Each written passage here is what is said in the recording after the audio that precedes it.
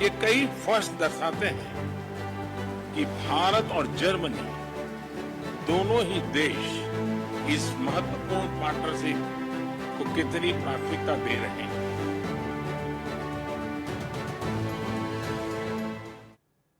वंदे मातरम। बहुत स्वागत है आप सभी का हमारे खास कार्यक्रम सत्ता का टेम्परेचर में। साथ आपके मैं हूं मनीषा शर्मा। मोदी का जर्मनी मिशन, वो हम इसीलिए कह रहे हैं क्योंकि अब जर्मनी में जल्द ही मिशन पर जाएंगे। देश के प्रधानमंत्री नरेंद्र मोदी 26 जून से 2 दिन की जर्मनी की यात्रा पर हैं और इसी दौरान यूक्रेन रूस युद्ध, जलवायु, खाद्य सुरक्षा आदि तमाम विषयों पर उनकी जर्मनी नेताओं और विशेषज्ञों से बात होगी। उनकी जर्मनी की यात्रा के कई मायने हैं और कई पहलू भी हैं। G7 के सम्मेलन में जर्मनी के चांसलर का भारत के पीएम को निमंत्रण को कई संदर्भों में देखा जा सकता है और आज की चर्चा हमारी इसी पर रहेगी। हमारे साथ खास मेहमान जुड़ चुके हैं, एक एक कर आप सभी का तारुफ भी उनसे करवाएंगे। तो इस चर्चा में हमारे साथ खास पैनल भी जुड़ा रहेगा। तो प्रधानमंत्री नरेंद्र मोदी जर्मनी के दौरे पर हैं, लेकिन उनका ये दौरा कई मायनों में खास है। G7 की बैठक है, लेकिन कई मुद्दों पर बातचीत होगी और इसीलिए उनका ये जो दौरा है वो इसलिए खास है क्योंकि कहीं ना कहीं जो जर्मनी की यात्रा है, दौरा है, उसके बाद वो यूएई के दौरे पर भी जाएंगे।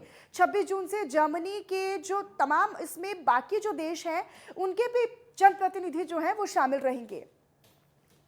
तो जर्मनी के चांसलर ने पीएम मोदी को आमंत्रित किया और उनके ही निमंत्रण पर अब वो इस दौरे में रहेंगे। ओलाफ शोल्स ने पीएम को आमंत्रण भेजा था, जिसके बाद उस निमंत्रण को स्वीकार करते हुए प्रधानमंत्री नरेंद्र मोदी ने भी इस बैठक में शामिल होने का फैसला किया।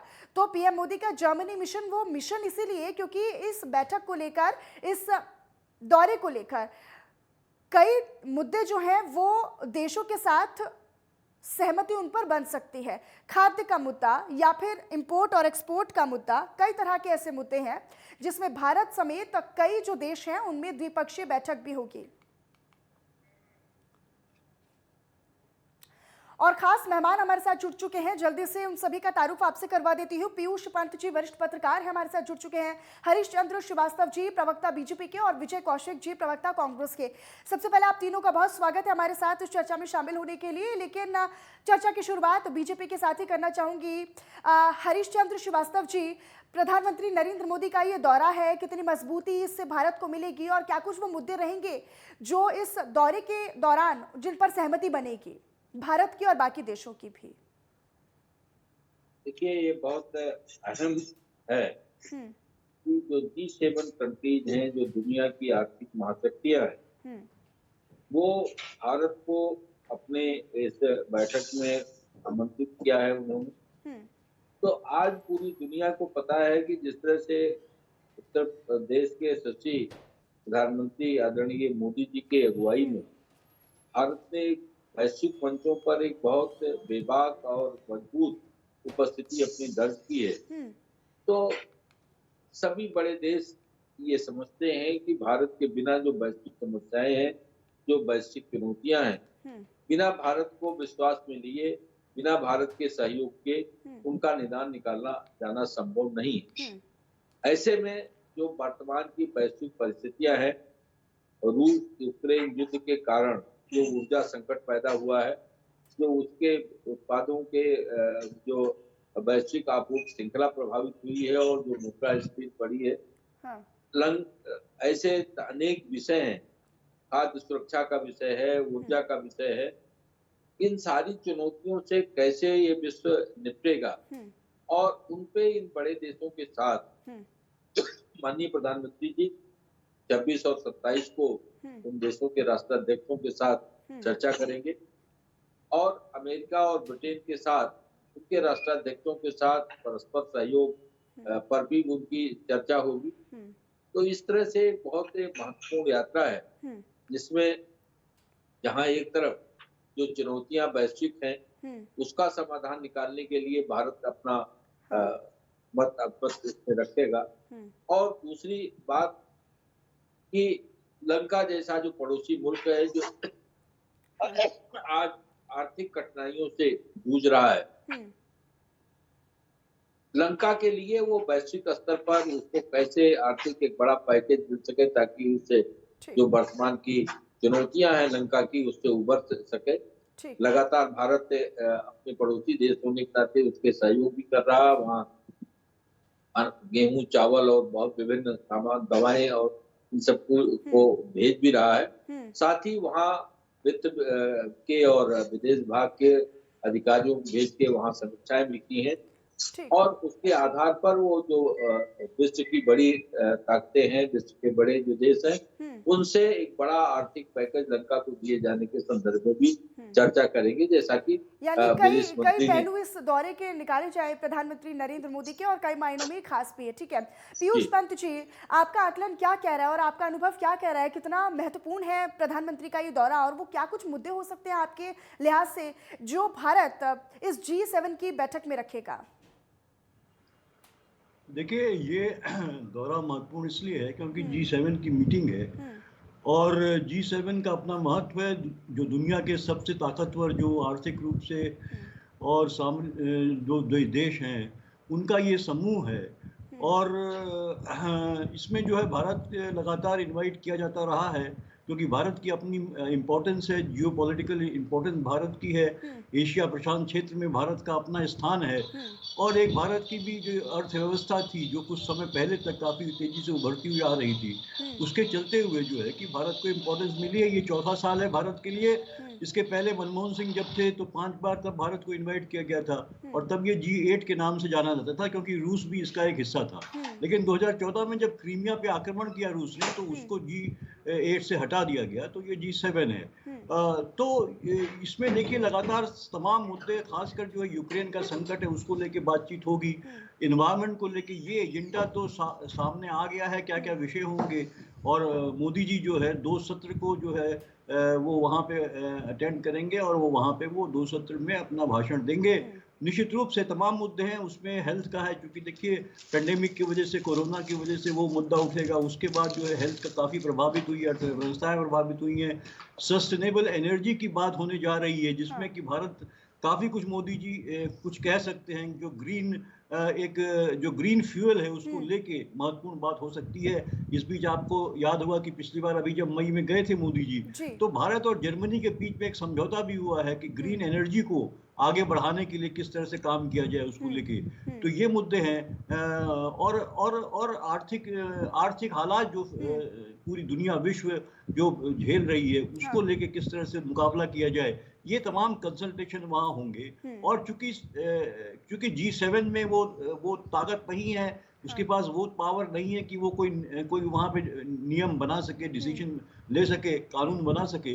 वो सिर्फ जो है कि डिलिबरेशन करने के बाद एक रेजोल्यूशन निकालता है, एक वो गाइडलाइन होती है जिसके तहत जो है सभी कंट्रीज वो फॉलो करती है, इसलिए कि महत्वपूर्ण होती है। इनमें भाग लेने वाले जो भी देश हैं, अमेरिका है, जर्मनी है, फ्रांस है, जापान है, जितनी बड़ी बड़ी अर्थव्यवस्थाएं हैं वो, तो जो रेजोल्यूशन निकलता है उसका महत्व होता है और वो एक कोशिश होती है तमाम देशों द्वारा कि वो उसको फॉलो करें। तो ये महत्वपूर्ण है मोदी जी के लिए निश्चित रूप से। साथ साथ मोदी जी का कार्यक्रम है, अपने जो भारतीय वहाँ रहते हैं उनको भी एड्रेस करने का कार्यक्रम है। ये मोदी जी का बहुत प्रिय विषय है, जहाँ भी वो पहुँचते हैं तो भारतीयों को करते हैं ताकि उसका एक पॉलिटिकल फायदा उनको देश में मिल सके। तो एक महत्वपूर्ण दौरा मैं इसको मानता हूँ। ठीक पीयूष जी, और इसके बाद वो UAE के दौरे पर भी रहेंगे, उस पर भी मैं आपका आकलन और आपका अनुभव उस पर लेना चाहूँगी। लेकिन इस बीच विजय कौशिक जी के पास जाना चाहूँगी। विजय जी, विपक्ष से किस तरीके से देख रहा है प्रधानमंत्री नरेंद्र मोदी का ये जो दौरा है, उसे विपक्ष किस तरीके से, किस नज़रिए से देख रहा है? देखिए, अंतर्राष्ट्रीय स्तर पर किसी कंट्री से या जिस समूह का हम हिस्सा हैं वहां से हमें निमंत्रण मिलता है शामिल होने के लिए, तो निश्चित तौर पर माननीय प्रधानमंत्री जी को वहां जरूर जाना चाहिए और वो जा रहे हैं, हमें इस बात की खुशी है। लेकिन हमें दुख इस बात का है कि प्रधानमंत्री जी की जो अधिकांश विदेश यात्राएं हैं वो फ्लॉप शो साबित हुई हैं। उन पर देश का हजारों करोड़ रुपए खर्च हुआ है लेकिन उनसे निकल कर कुछ नहीं आया, क्योंकि बहुत सी यात्राएं विदेशी पूंजी निवेशकों को लुभाने के लिए की गई थी। और खास तौर पर आपने देखा हो कि जो अमेरिका के राष्ट्रपति हैं उनके साथ अपने संबंध बेहतर बनाने के लिए जो भारत के गुटनिरपेक्ष सिद्धांत को तोड़कर मोदी जी ने वहां अपनी ढपली बजाई थी, उससे भारत का काफी नुकसान हुआ निश्चित तौर पर। लेकिन ये वहाँ के भारतवंशियों की मेहरबानी है कि अमेरिका चाहकर भी भारत के खिलाफ कोई ज्यादा कठोर कदम नहीं उठा पा रहा, वरना मोदी जी ने कोई कसर नहीं छोड़ी थी। और हम एक बात ये मानते हैं कि चूंकि जो पश्चिमी देश हैं वो भारत को केवल एक बाजार के नजरिए से देखते हैं, इसलिए मोदी जी अपना ढिंडोरा पीटते हुए फिर रहे हैं। हकीकत यह है कि जेब में नहीं दाने, अम्मा चली भुनाने। अगर वो देश में रहकर देश का भला नहीं कर पा रहे, जनता को महंगाई से निजात नहीं दिला पा रहे, बेरोजगारी से निजात नहीं दिला पा रहे, भ्रष्टाचार, बेईमानी, लूटमार, जो कानून व्यवस्था चौपट है, इन सब से निजात नहीं दिला पा रहे, तो उनकी इन विदेश यात्राओं का कोई औचित्य नहीं है। क्योंकि आज जो देश में हालात हो गए हैं, चाहे वो अग्निवीर इनकी स्कीम हो, उससे युवाओं का भविष्य संकट में है। इससे पहले एक कानून को लेकर जो नीति लाए, उसको इन्हें कानूनों को वापस करना पड़ा। तो इन्होंने देश में एक अराजकता का सा माहौल बना दिया है कि इस देश में 45 करोड़ लोग तो आंकड़ों के मुताबिक ऐसे हैं जिन्होंने रोजगार के बारे में, नौकरी के बारे में सोचना ही बंद कर दिया है, क्योंकि उनके सारे रास्ते बंद हो चुके हैं। देश में पहली बार ऐसा हो रहा है कि डॉक्टर तक अपने परिवारों सहित आत्महत्या कर रहे हैं, क्योंकि उनकी आर्थिक स्थिति खराब हो चुकी है। ऐसे बहुत से परिवार आज आत्महत्या करने पर मजबूर हैं। लेकिन तो देश के लिए लेकिन विजय जी, आप इस बात को कैसे नकारिएगा कि भारत को तीसरी बार इस बैठक में आमंत्रित किया गया है? कहीं ना कहीं महत्वपूर्ण है भारत, और उसकी जो पोजीशन है भारत की, कहीं ना कहीं वो विदेश और अंतर्राष्ट्रीय स्तर पर मजबूत है, तभी तो तीसरी बार बैठक में आमंत्रित किया गया है। इस बात को कैसे नकारेंगे आप? अभी आपके सामने जो एक राजनीतिक विश्लेषक बोल रहे थे, उन्होंने बताया कि इससे पहले भी 5 बार भारत को आमंत्रित किया जा चुका है। मैंने क्या कहा कि अगर अंतर्राष्ट्रीय स्तर पर कोई संस्था में निमंत्रण देती है, अच्छी बात है, हमें जाना चाहिए। या किसी ग्रुप का हम समूह है, चाहे हम गुटनिरपेक्ष देशों के उसका समूह है, चाहे हम G7 के समूह के हम सदस्य हैं, ऐसे मौकों पर जाना चाहिए निश्चित तौर पर। लेकिन ये भी देखना चाहिए, ये भी देश के अंदर विश्लेषण होना चाहिए कि मोदी जी की इन विदेश यात्राओं से निकलकर क्या आ रहा है, उनसे देश का फायदा हो रहा है या फिर नुकसान हो रहा है। ये आकलन हमारे देश में कभी नहीं किया जाता। जब हजारों करोड़ इन यात्राओं पर खर्च हो रहे हैं, इस देश में जहां आज भी बहुत से लोग गरीबी के कारण भूखे सोते हैं, वहां देश की जनता का मेहनत की कमाई का हजारों करोड़ रुपए उड़ा दिया जाना, मैं उसे किसी तरीके से तर्कसंगत नहीं समझता। हम उस देश के लोग हैं जहां आज भी इतने सालों बाद, आजादी के बाद भी, हम विकासशील देश के दर्जे में हैं। आपको मालूम होगा कि कोरोना पीरियड में, उससे पहले हमने एक उपलब्धि हासिल की थी जिसमें भारत ने कहा था कि हम किसी भी बाहरी देश से अपने देश के लिए कोई मदद नहीं मांगेंगे, कोई नहीं लेंगे। लेकिन कोरोना पीरियड में मोदी जी को अंतर्राष्ट्रीय स्तर पर कितने ही देशों से मदद की अपील करनी पड़ी और मदद मांगी। और लेकिन भारत ने भी तो कोविड काल में मदद कई देशों की ना विजय जी। इसको आप एक तरफा बात करेंगे ना, तो दूसरी बात ये भी तो कीजिए ना कि भारत ने भी तो कोविड काल में बाकी देशों की मदद की थी।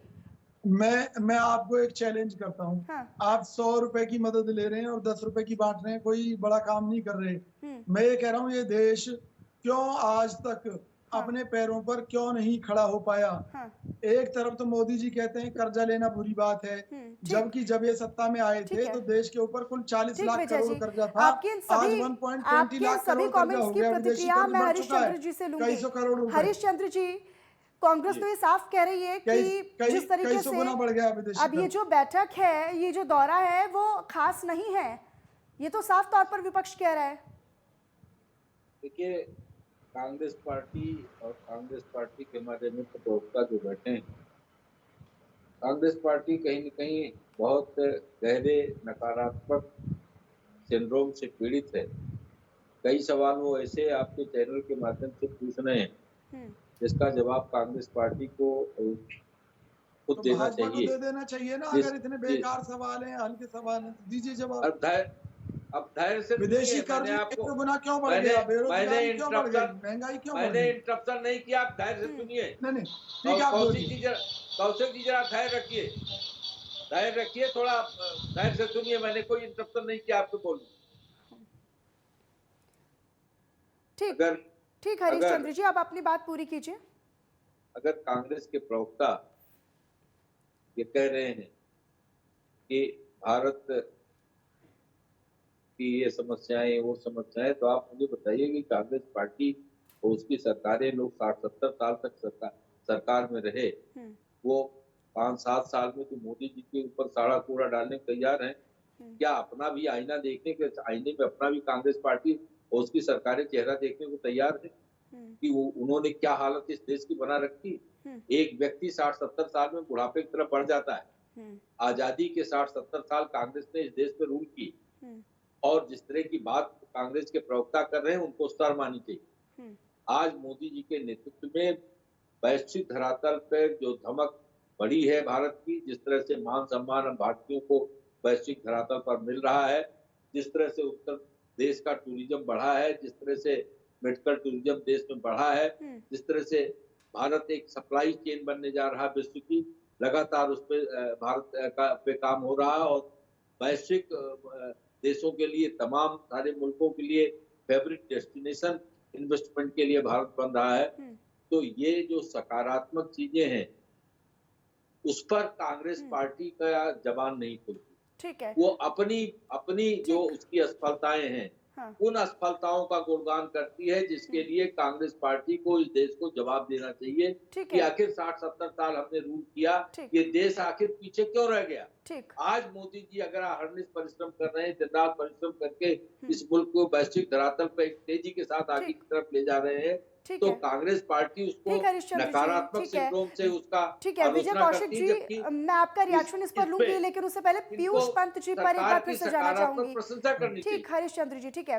पीयूष पंत जी के पास में आना चाहूंगी। श्रीलंका का आर्थिक मदद के लिए ही G7 ने घोषणा की थी, खासतौर पर तब जब श्रीलंका की आर्थिक मदद के लिए भारत ने पहल की है। यानी निश्चित तौर पर माना जाए भारत का इतना महत्वपूर्ण स्थान है अंतर्राष्ट्रीय स्तर पर कि जब भारत पहल करता है तो बाकी देश भी उस पहल को कहीं ना कहीं आगे बढ़ाते हैं, ये समझा जाए।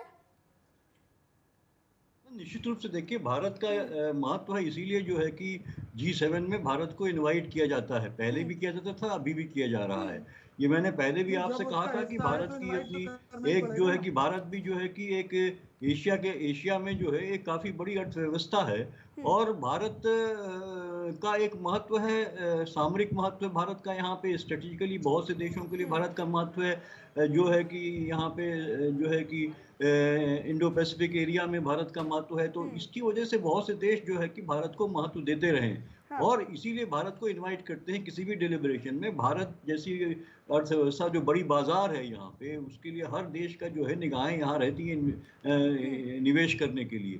तो वो भारत को अलग थलग नहीं कर सकते। इसलिए भारत का कोई ये बात कहता है कि उसके पड़ोसी देश में ये समस्या है और उसकी मदद करनी चाहिए, तो निश्चित रूप से उसकी बात सुनी जाती है।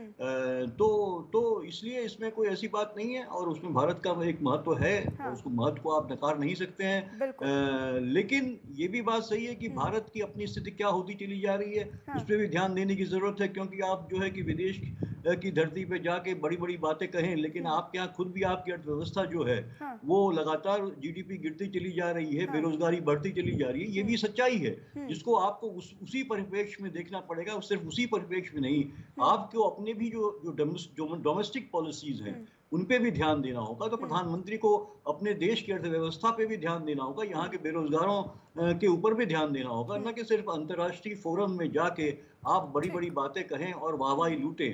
भारत का महत्व है वो प्रधानमंत्री की वजह से नहीं है। भारत चूंकि भारत की व्यवस्था है, कोई भी प्रधानमंत्री रहा है तो भारत का महत्व रहा है, क्योंकि भारत की ऐसी स्थिति है, भारत की ऐसी अर्थव्यवस्था है, जो भारत इतनी बड़ी बाजार है, इतना कंज्यूमर है यहाँ पे। तो उसकी वजह से देखिए ये है कि भारत का महत्व रहा है, कोई भी प्रधानमंत्री रहा हो। तो इसलिए कोई बाकी यूरोप के देश हैं चाहे और पश्चिम के देश हैं, वो भारत को नेग्लेक्ट नहीं कर सकते हैं, नहीं कर पाए हैं कभी। लेकिन सबसे देखिए एक बात और मैं बता दूं, सबसे बड़ी समस्या मोदी जी के लिए होगी कि जैसे कि आपको याद होगा कि G7 ने जो है कि जब यूक्रेन वाला मामला था उसमें रूस के खिलाफ जो है उन्होंने एक रेजोल्यूशन पास किया था और तमाम उसका इकोनॉमिक बॉयकॉट करने की बात करी थी सब कुछ। तो क्या अगर इस तरह की बात होती है तो क्या मोदी जी उसमें सहमति रख पाएंगे? क्योंकि भारत अभी तक जो है एक न्यूट्रल स्टैंड लेते रहा है, न तो वो अमेरिका के साथ रहा है न वो रूस के साथ रहा है। तो ये एक मुझे लगता है कि सबसे महत्वपूर्ण बात होगी कि भारत का स्टैंड वहां पे क्या होता है।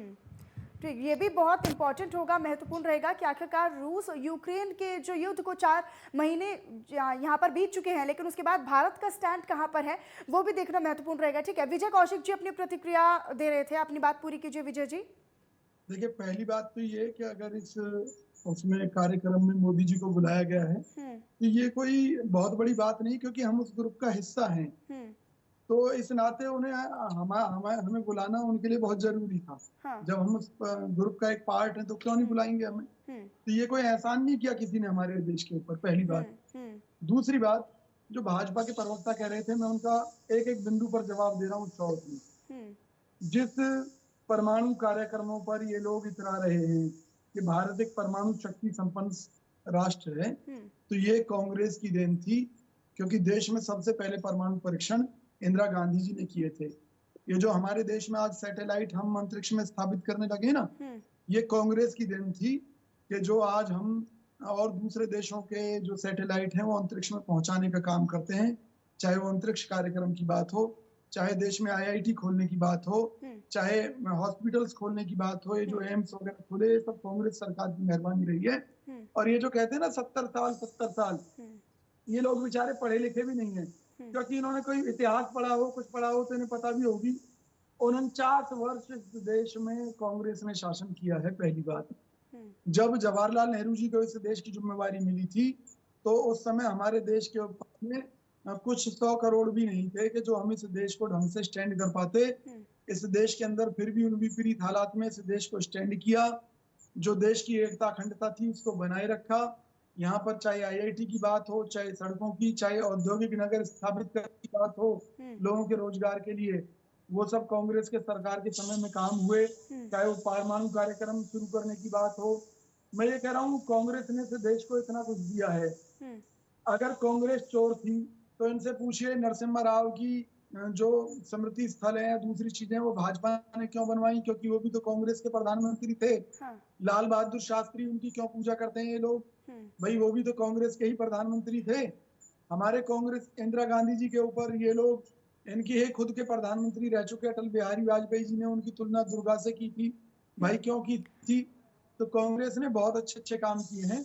ये तो क्या है, आज भाजपा अपनी कमियों को छुपाने के लिए कांग्रेस को बदनाम करती है। कांग्रेस ने इस देश के लिए बहुत कुछ किया और बहुत कुछ किया, उसी का नतीजा था कि अटल बिहारी जी को भी हटाकर देश की सत्ता। लेकिन विजय जी, क्या विपक्ष को ये महसूस नहीं होता है कि जब विश्व स्तर पर बात आती है, जब भारत विश्व स्तर पर अपनी उपलब्धियों को गिनाता है, तो तब एकजुटता का जो उदाहरण है वो देना चाहिए, ना केवल इस पर राजनीतिकरण होना चाहिए, बल्कि एकजुटता का जो उदाहरण है वो विश्व में जाना चाहिए भारत को लेकर।